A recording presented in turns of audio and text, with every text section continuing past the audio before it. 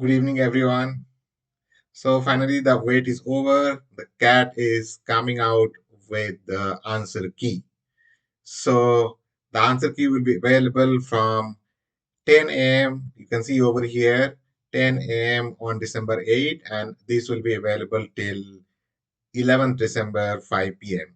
Right. So in this, you will be able to see what is your response and what is the answer, and then there is a provision that you can uh, raise an objection also, right?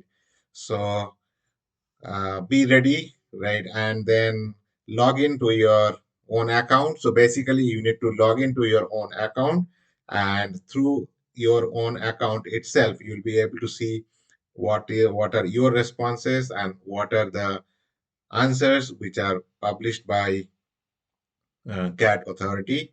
And then if you want to have any objection to raise, you can very well raise the objection. So that is how the whole scenario comes in. Okay, so fingers crossed and all the best.